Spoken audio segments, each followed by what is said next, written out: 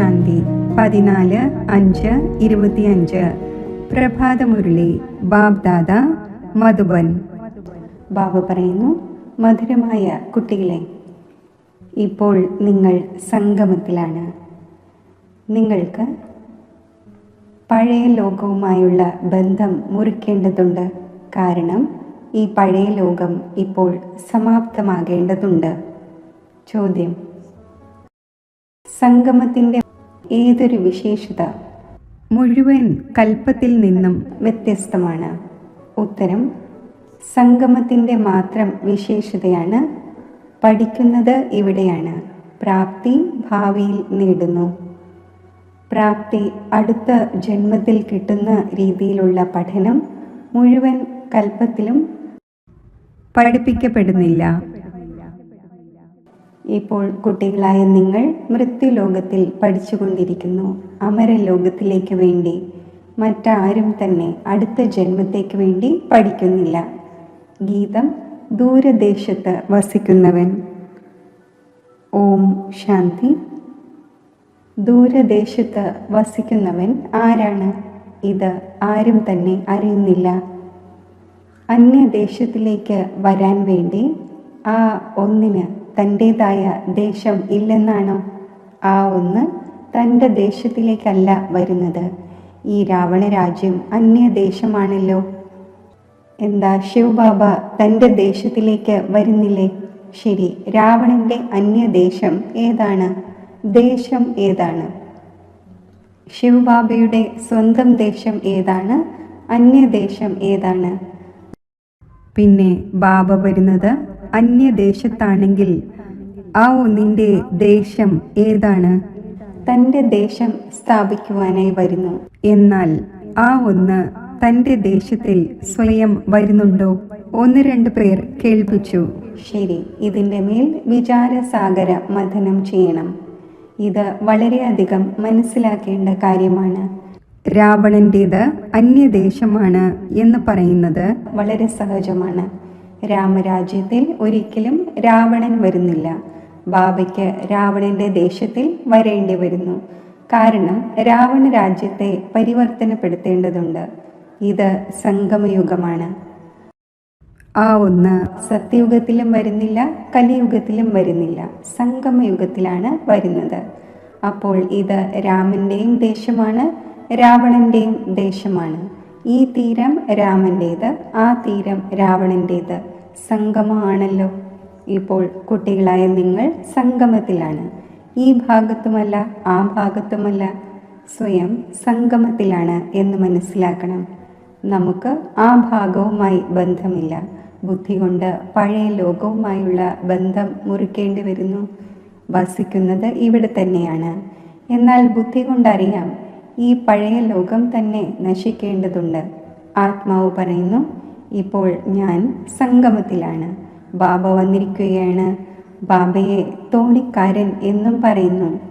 ഇപ്പോൾ നമ്മൾ പോയിക്കൊണ്ടിരിക്കുകയാണ്. എങ്ങനെ? യോഗത്തിലൂടെ. യോഗത്തിന് വേണ്ടിയുള്ള ജ്ഞാനവുമുണ്ട്, ജ്ഞാനത്തിന് വേണ്ടിയും ജ്ഞാനമുണ്ട്. യോഗത്തിന് വേണ്ടി മനസ്സിലാക്കിച്ചു തരുന്നു. സ്വയം ആത്മാവാണ് എന്ന് മനസ്സിലാക്കൂ. പിന്നെ ബാബയെ ഓർമ്മിക്കൂ. ഇതും ജ്ഞാനമല്ലേ? ജ്ഞാനം അർത്ഥം അറിവ്. ബാബ മതം നൽകാൻ വന്നിരിക്കുകയാണ്. പറയുന്നു, സ്വയം ആത്മാവാണ് എന്ന് മനസ്സിലാക്കൂ. ആത്മാവ് തന്നെയാണ് 84 ജന്മം എടുക്കുന്നത്.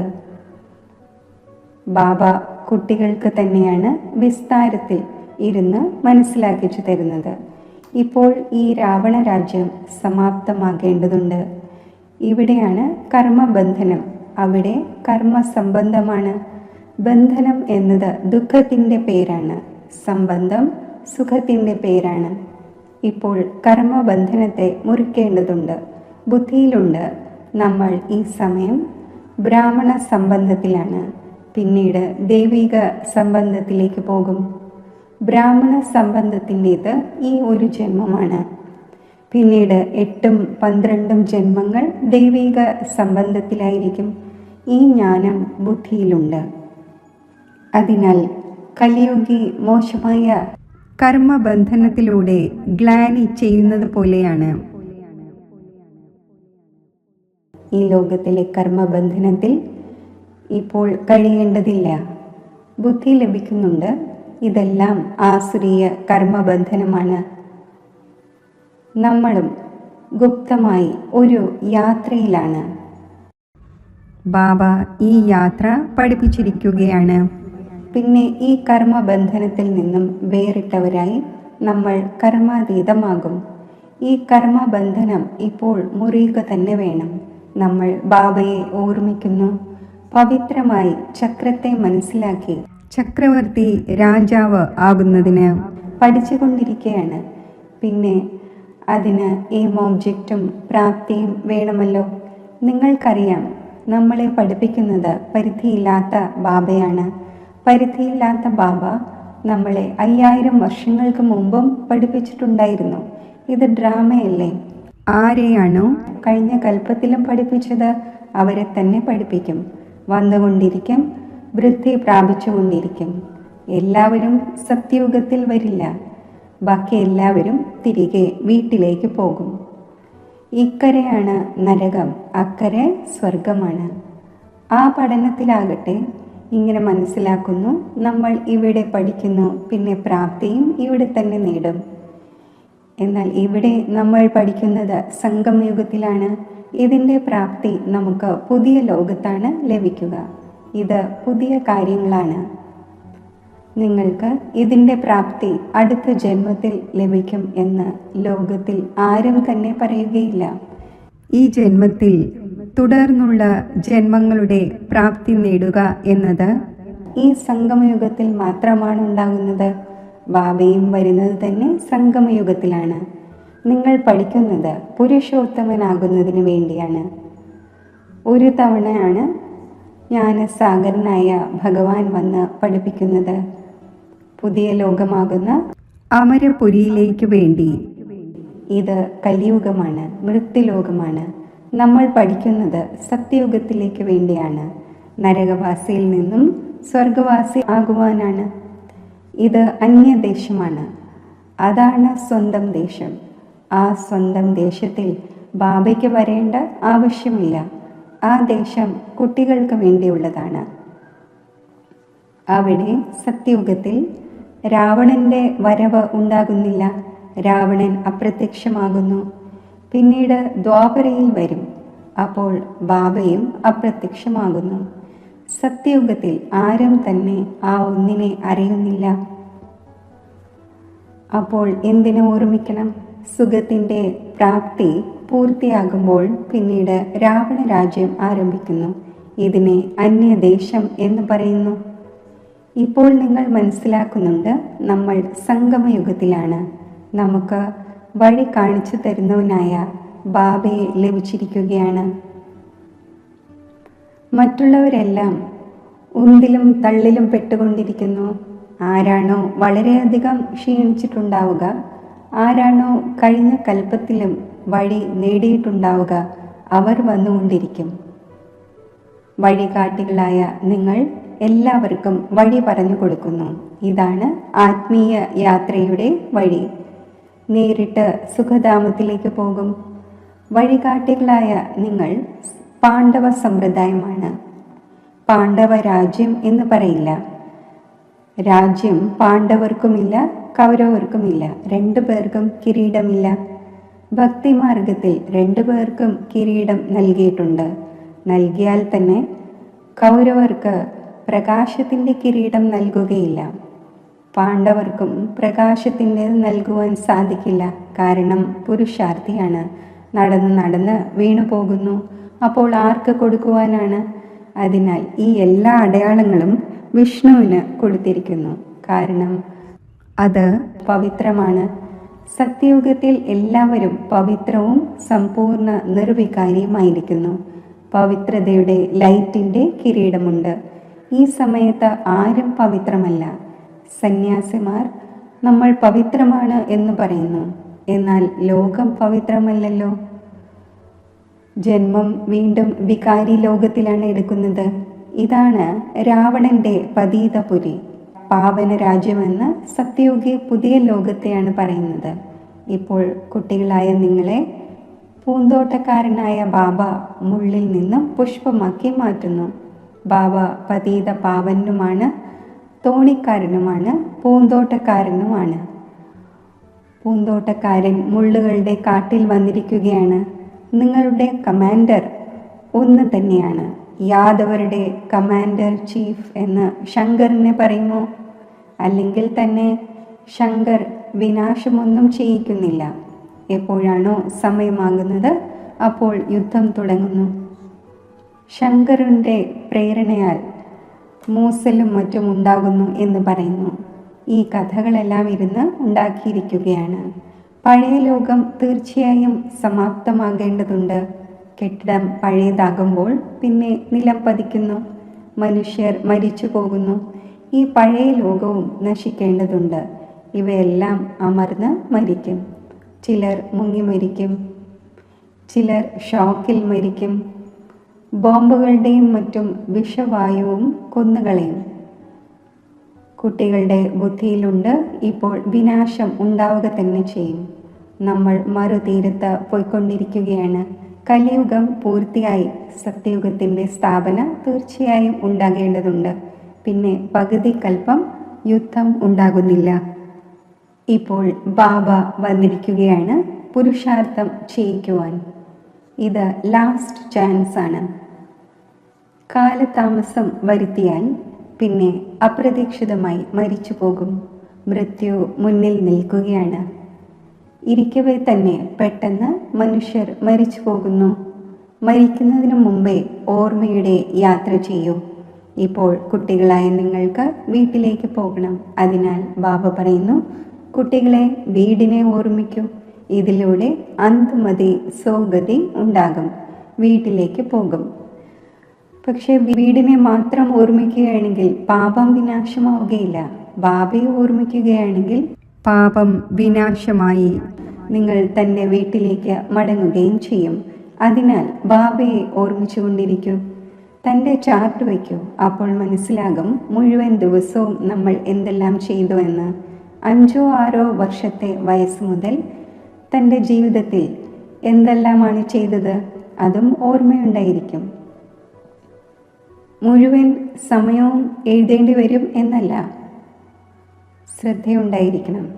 പൂന്തോട്ടത്തിലിരുന്ന് ബാബയെ ഓർമ്മിച്ചു. കടയിൽ ഇടപാടുകാർ ആരുമില്ല, നമ്മൾ ഓർമ്മയിൽ ഇരിക്കട്ടെ എന്ന് ഉള്ളിൽ നോട്ട് ചെയ്തുകൊണ്ടിരിക്കും. അഥവാ എഴുതുവാൻ ആഗ്രഹിക്കുന്നുവെങ്കിൽ പിന്നെ ഡയറി വയ്ക്കേണ്ടി വരും. മുഖ്യമായ കാര്യം തന്നെ ഇതാണ്. നമ്മൾ തമോ പ്രധാനത്തിൽ നിന്നും എങ്ങനെ സതോ പ്രധാനമായി മാറും, എങ്ങനെ പവിത്ര ലോകത്തിൻ്റെ അധികാരിയാകും, പതീതത്തിൽ നിന്നും എങ്ങനെ പാവനമാകും. ബാബ വന്ന് ഈ ജ്ഞാനം നൽകുകയാണ്. ജ്ഞാനത്തിൻ്റെ സാഗരം ബാബ തന്നെയാണ്. നിങ്ങളിപ്പോൾ പറയുന്നു, ബാബ നമ്മൾ അങ്ങയുടേതാണ്, സദാ അങ്ങയുടേത് തന്നെയാണ്. കേവലം മറന്ന് ദേഹാഭിമാനി ആയിരിക്കുകയാണ്. ഇപ്പോൾ അങ്ങ് പറഞ്ഞു തന്നു, നമ്മൾ വീണ്ടും ദേഹി അഭിമാനി ആകുന്നു. സത്യയുഗത്തിൽ നമ്മൾ ദേഹി അഭിമാനി ആയിരുന്നു. സന്തോഷത്തോടെ ഒരു ശരീരം ഉപേക്ഷിച്ച് മറ്റൊന്ന് എടുത്തിരുന്നു. അപ്പോൾ കുട്ടികളായ നിങ്ങൾക്ക് ഇവയെല്ലാം ധാരണ ചെയ്ത് പിന്നെ മനസ്സിലാക്കിച്ചു കൊടുക്കുന്നതിന് യോഗ്യരാകണം. അപ്പോൾ വളരെ പേരുടെ മംഗളമുണ്ടാകും. ബാബയ്ക്കറിയാം ഡ്രാമ അനുസരിച്ച് നമ്പർ വാർ പുരുഷാർത്ഥമനുസരിച്ചാണ് സർവീസുകളായിക്കൊണ്ടിരിക്കുന്നത്. ശരി, ആർക്കെങ്കിലും വൃക്ഷത്തെയോ മറ്റോ കുറിച്ച് മനസ്സിലാക്കിച്ചു കൊടുക്കുവാൻ സാധിക്കുന്നില്ല എങ്കിൽ ഈ ഒരു കാര്യം സഹജമാണല്ലോ. ആരോടും പറയൂ, നിങ്ങൾ സ്വയം ആത്മാവാണ് എന്ന് മനസ്സിലാക്കി ബാബയെ ഓർമ്മിക്കൂ. ഇത് തികച്ചും സഹജമാണ്. ഇത് ബാബ തന്നെയാണ് പറയുന്നത്, എന്നെ ഓർമ്മിക്കൂ, എങ്കിൽ വികർമ്മം വിനാശമാകും. മറ്റൊരു മനുഷ്യനും പറയുവാൻ സാധിക്കില്ല, നിങ്ങൾ ബ്രാഹ്മണർക്കല്ലാതെ. മറ്റാരും ആത്മാവിനെയോ പരമാത്മാവാകുന്ന ബാബയെയോ അറിയുന്നില്ല. ഇങ്ങനെ പറയുന്നത് കൊണ്ട് മാത്രം ആർക്കും അമ്പ് ഏൽക്കുകയില്ല. ഭഗവാന്റെ രൂപം അറിയേണ്ടി വരും. ഇവരെല്ലാം നാടകത്തിലെ ആക്ടേഴ്സാണ്. ഓരോ ആത്മാവും ശരീരത്തോടൊപ്പം ആക്ട് ചെയ്യുന്നു. ഒരു ശരീരം ഉപേക്ഷിച്ച് മറ്റൊന്ന് എടുത്ത് പാർട്ട് അഭിനയിക്കുന്നു. ആ ആക്ടേഴ്സ് വസ്ത്രം മാറി പല പല പാർട്ട് അഭിനയിക്കുന്നു. നിങ്ങൾ പിന്നെ ശരീരം മാറുന്നു. അവർ ഏതെങ്കിലും മെയിലിൻ്റെയോ ഫീമെയിലിൻ്റെയോ ഡ്രസ്സ് അണിയും അല്പകാലത്തേക്കായി. ഇവിടെ മെയിലിൻ്റെ വസ്ത്രം, അതായത് ശരീരം സ്വീകരിച്ചുവെങ്കിൽ മുഴുവൻ ആയുസ്സും മെയിലായിരിക്കും. അത് പരിധിയുള്ള ഡ്രാമ, ഇത് പരിധിയില്ലാത്തതാണ്. ഏറ്റവും ആദ്യത്തെ മുഖ്യ കാര്യമാണ് ബാബ പറയുന്നു, എന്നെ ഓർമ്മിക്കൂ. യോഗം എന്ന വാക്കും ഉപയോഗിക്കാതിരിക്കൂ. കാരണം അനേകം പ്രകാരത്തിലുള്ള യോഗം പഠിപ്പിക്കുന്നു. അവയെല്ലാം തന്നെ ഭക്തി മാർഗത്തിൻ്റെതാണ്. ഇപ്പോൾ ബാബ പറയുന്നു, എന്നെ ഓർമ്മിക്കൂ, വീടിനെയും ഓർമ്മിക്കൂ. അപ്പോൾ നിങ്ങൾ വീട്ടിലേക്ക് പോകും. ശിവ് ബാബ ഇദ്ദേഹത്തിൽ വന്ന് ശിക്ഷണം നൽകുന്നു. ബാബയെ ഓർമ്മിച്ച് നിങ്ങൾ പാവനമാകും. പിന്നീട് പവിത്ര ആത്മാവായി പറക്കും. എത്രത്തോളം ഓർമ്മിച്ചിട്ടുണ്ടാകുമോ, സേവനം ചെയ്തിട്ടുണ്ടാകുമോ, അവർ അത്രയും ഉയർന്ന പദവി നേടും. ഓർമ്മയിൽ തന്നെയാണ് വളരെയധികം വിഘ്നങ്ങൾ ഉണ്ടാകുന്നത്. പാവനമാവുകയില്ലെങ്കിൽ പിന്നെ ധർമ്മരാജപുരിയിൽ ശിക്ഷകളും അനുഭവിക്കേണ്ടി വരും. മാനവും പോകും, പദവിയും ഭ്രഷ്ടമാകും. അന്തിമത്തിൽ എല്ലാ സാക്ഷാത്കാരവും ഉണ്ടാകും. പക്ഷേ യാതൊന്നും ചെയ്യുവാൻ സാധിക്കില്ല. സാക്ഷാത്കാരം കാണിച്ചു തരും. നിങ്ങൾക്ക് ഇത്രയും മനസ്സിലാക്കിച്ചു തന്നു, എന്നിട്ടും ഓർമ്മിച്ചില്ല. പാപം അവശേഷിച്ചു. ഇനി ശിക്ഷ അനുഭവിച്ചുകൊള്ളൂ. ആ സമയം പഠിക്കുവാനുള്ള സമയമുണ്ടായിരിക്കില്ല. ചിന്തിക്കും നമ്മൾ എന്താണ് ചെയ്തത് എന്ന്. അനാവശ്യമായി സമയം പാഴാക്കി. പക്ഷേ ശിക്ഷ അനുഭവിക്കേണ്ടി വരും. യാതൊന്നും നടക്കുകയില്ല. തോറ്റുവെങ്കിൽ തോറ്റു, പിന്നെ പഠിക്കുന്നതിൻ്റെ കാര്യമില്ല. ആ പഠനത്തിലാകട്ടെ തോറ്റുപോയെങ്കിൽ വീണ്ടും പഠിക്കുന്നു. ഇതാണെങ്കിലോ പഠനം തന്നെ പൂർത്തിയാകും. അന്തിമ സമയത്തിൽ പശ്ചാത്തപിക്കേണ്ടി വരരുത്. അതിനുവേണ്ടി ബാബ നിർദ്ദേശം നൽകുന്നു, കുട്ടികളെ നല്ല രീതിയിൽ പഠിക്കൂ. അവിടെയും ഇവിടെയുമുള്ള വ്യർത്ഥ കാര്യങ്ങളിൽ തൻ്റെ സമയം വേസ്റ്റ് ആക്കരുത്. ഇല്ലെങ്കിൽ വളരെയധികം പശ്ചാത്തപിക്കേണ്ടി വരും. മായ വളരെയധികം തലകീഴായ കാര്യങ്ങൾ ചെയ്യിക്കുന്നു. ഒരിക്കലും മോഷ്ടിച്ചിട്ടുണ്ടാകില്ല, അതും ചെയ്യിക്കും. പിന്നീട് സ്മൃതി വരും, നമ്മളെ മായ ചതിച്ചു എന്ന്. ഇന്ന വസ്തു എടുത്താലോ എന്ന മനസ്സിൽ ആദ്യം സങ്കല്പം വരുന്നു. അത് ശരിയാണോ അതോ തെറ്റാണോ എന്നതിനുള്ള ബുദ്ധി ലഭിച്ചിട്ടുണ്ട്. ഇന്ന വസ്തു എടുത്താൽ തെറ്റായി പോകും, എടുത്തില്ലെങ്കിൽ ശരിയാകും. ഇനി എന്താണ് ചെയ്യേണ്ടത്? പവിത്രമായിരിക്കുന്നത് നല്ലതാണല്ലോ. കൂട്ടുകെട്ടിൽ വന്ന് ലൂസായി പോകരുത്. നമ്മൾ സഹോദരി സഹോദരന്മാരാണ്. പിന്നെ നാമരൂപത്തിൽ എന്തിനു കൊടുങ്ങണം? ദേഹ അഭിമാനത്തിൽ വരാതിരിക്കണം. എന്നാൽ മായ വളരെ ബലവാനാണ്. മായ തെറ്റായ കാര്യം ചെയ്യിക്കുന്നതിൻ്റെ സങ്കല്പം കൊണ്ടുവരുന്നു. ബാബ പറയുന്നു, നിങ്ങൾ തെറ്റായ കാര്യം ചെയ്യരുത്. യുദ്ധം നടക്കുന്നു, പിന്നെ വീണു പോകുന്നു, പിന്നെ ശരിയായ ബുദ്ധി വരുന്നതേയില്ല. നമുക്ക് ശരിയായ കാര്യം ചെയ്യണം. അന്ധന്മാർക്ക് ഊന്നുവടിയാകണം. നല്ലതിലും നല്ല കാര്യം ഇതാണ്. ശരീര നിർവഹണത്തിനാകട്ടെ സമയമുണ്ട്. രാത്രിയിൽ ഉറങ്ങുകയും വേണം. ആത്മാവ് ക്ഷീണിച്ചു പോകുമ്പോൾ പിന്നെ ഉറങ്ങുന്നു, ശരീരവും ഉറങ്ങുന്നു. അപ്പോൾ ശരീര നിർവഹണത്തിന് വേണ്ടിയും വിശ്രമത്തിന് വേണ്ടിയും സമയമുണ്ട്. ബാക്കി സമയം എൻ്റെ സേവനത്തിൽ മുഴുകൂ. ഓർമ്മയുടെ ചാർട്ട് വയ്ക്കൂ. എഴുതുന്നുമുണ്ട്, പിന്നെ മുന്നോട്ട് പോയി ഫെയിലാകുന്നു. ബാബയെ ഓർമ്മിക്കുന്നില്ല, സേവനവും ചെയ്യുന്നില്ല. അപ്പോൾ തെറ്റായ കാര്യം ഉണ്ടായിക്കൊണ്ടിരിക്കുന്നു. ശരി, മധുരമധുരമായ സിഖിലതെ കുട്ടികൾക്ക് മാതാവും പിതാവുമായ ബാബ്ദാദയുടെ സ്നേഹസ്മരണകൾ. Good morning. ആത്മീയ അച്ഛൻ്റെ ആത്മീയ കുട്ടികൾക്ക് നമസ്തേ. ധാരണയ്ക്കുള്ള മുഖ്യ സാരം: അവിടെയും ഇവിടെയുമുള്ള കാര്യങ്ങളിൽ തൻ്റെ സമയം പാഴാക്കരുത്. മായ യാതൊരു തലകീഴായ കാര്യവും ചെയ്യിക്കരുത്. ഈ ശ്രദ്ധ വയ്ക്കണം. സംഘദോഷത്തിൽ വന്ന് ഒരിക്കലും ലൂസാകരുത്. ദേഹാഭിമാനത്തിൽ വന്ന് ആരുടെയും നാമരൂപത്തിൽ കുടുങ്ങുവാൻ പാടില്ല. വീടിൻ്റെ ഓർമ്മയോടൊപ്പം ബാബയെയും ഓർമ്മിക്കണം. ഓർമ്മയുടെ ചാർട്ടിൻ്റെ ഡയറി ഉണ്ടാക്കണം. നോട്ട് ചെയ്യണം. നമ്മൾ മുഴുവൻ ദിവസത്തിലും എന്തെല്ലാമാണ് ചെയ്തത്? എത്ര സമയം ബാബയുടെ ഓർമ്മയിലിരുന്നു? വരദാനം: വിനയം ആകുന്ന കവചത്തിലൂടെ വ്യർത്ഥത്തിൻ്റെ രാവണനെ കത്തിക്കുന്ന സത്യമായ സ്നേഹിയും സഹയോഗിയുമായി ഭവിക്കട്ടെ. ആര് എത്ര തന്നെ താങ്കളുടെ സംഘടനയിൽ കുറവുകൾ അന്വേഷിക്കാൻ ശ്രമിച്ചാലും അല്പം പോലും സ്വഭാവ സംസ്കാരങ്ങളുടെ ഉരസലുകൾ കാണപ്പെടരുത്. അഥവാ ആരെങ്കിലും അധിക്ഷേപിച്ചാലും ഇൻസൾട്ട് ചെയ്താലും താങ്കൾ സെയിന്റ് ആകൂ. അഥവാ ആരെങ്കിലും റോങ് അഥവാ തെറ്റായത് ചെയ്താൽ പോലും താങ്കൾ റൈറ്റ് ആയിരിക്കൂ.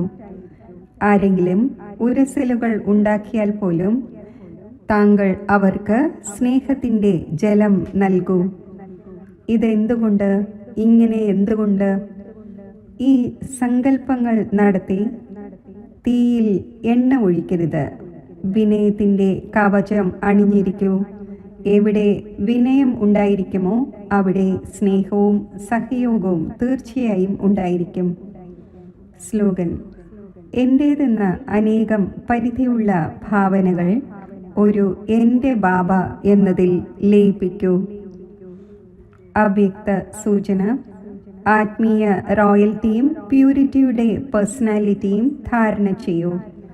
ആത്മീയ റോയൽറ്റിയുടെ ഫൗണ്ടേഷൻ സമ്പൂർണ്ണ പവിത്രതയാണ്. അപ്പോൾ സ്വയം തന്നോട് ചോദിക്കൂ, ആത്മീയ റോയൽറ്റിയുടെ തിളക്കവും ലഹരിയും താങ്കളുടെ രൂപത്തിലൂടെയും ചരിത്രത്തിലൂടെയും ഓരോരുത്തർക്കും അനുഭവം ഉണ്ടാകുന്നുണ്ടോ? നോളജിൻ്റെ ദർപ്പണത്തിൽ സ്വയം നോക്കൂ.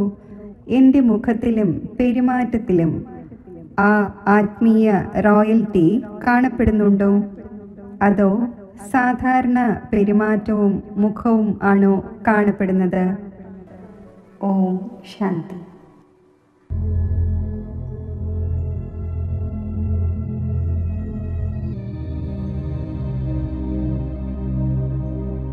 ഞാൻ ശാന്തസ്വരൂപ ആത്മാവാണ്.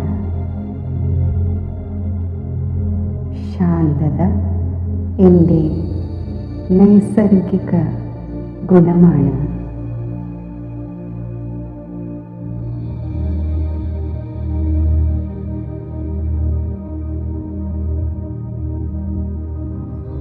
ഈ ശാന്തസ്വരൂപ അവസ്ഥയിൽ സ്ഥിതി ചെയ്യുമ്പോൾ ശാന്തിയുടെ ഒരു പ്രഭാവലയം എനിക്ക് ചുറ്റും സൃഷ്ടിക്കപ്പെടുന്നു.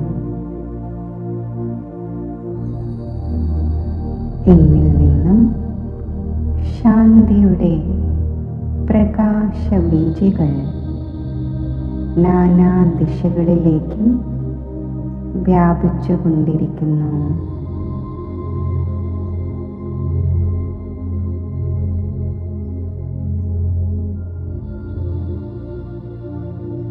ശാന്തിയുടെ അഗാധ തലങ്ങളിൽ എത്തിച്ചേരവേ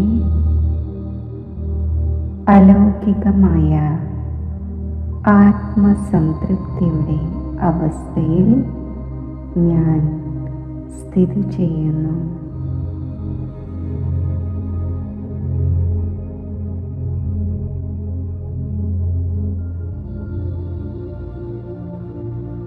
ആത്മാനുഭൂതിയുടെ ആഴങ്ങളിൽ സ്ഥിതി ചെയ്യുമ്പോൾ ശിവബാബയുടെ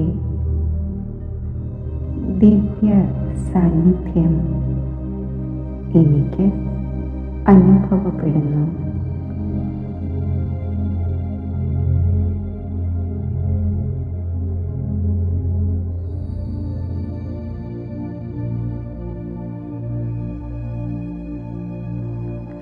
ജ്ഞാന സൂര്യനായ ശിവബാബയിൽ നിന്നും ദിവ്യ പ്രകാശകിരണങ്ങൾ ദിവ്യ ബുദ്ധിയിലൂടെ ഞാൻ ഗ്രഹിക്കുന്നു.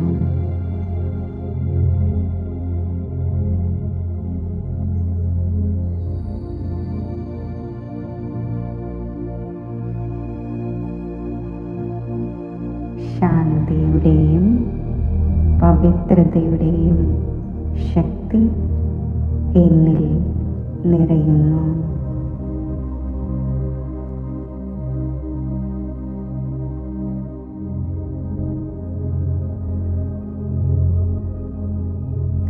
ശാന്തിയുടെയും പവിത്രതയുടെയും ഈ ദിവ്യ പ്രകാശം സ്വീകരിച്ച് ഞാൻ വിശ്വത്തിലെ ആത്മാക്കൾക്ക്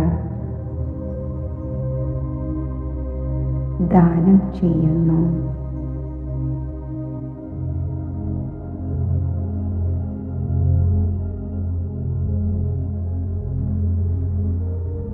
ഈ ദിവ്യ പ്രകാശം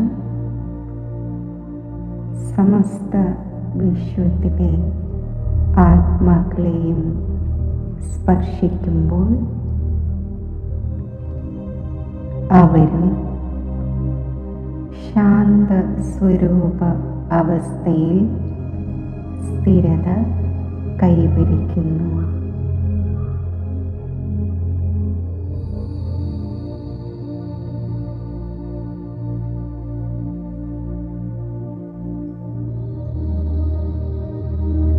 ശാന്തിയുടെ സാഗരമായ ശിവപരമാത്മാവുമായി മാനസികമായി സംയുക്തമായിരുന്ന് ശാന്തിയുടെ കിരണങ്ങൾ വിശ്വമാകെ പ്രസരിപ്പിക്കുമ്പോൾ വിശ്വം മുഴുവനും പരമാത്മാ ശാന്തിയുടെ പ്രഭാവത്താൽ ശാന്തിയാകുന്ന ഗുണത്താൽ സമൃദ്ധമാകുന്നു.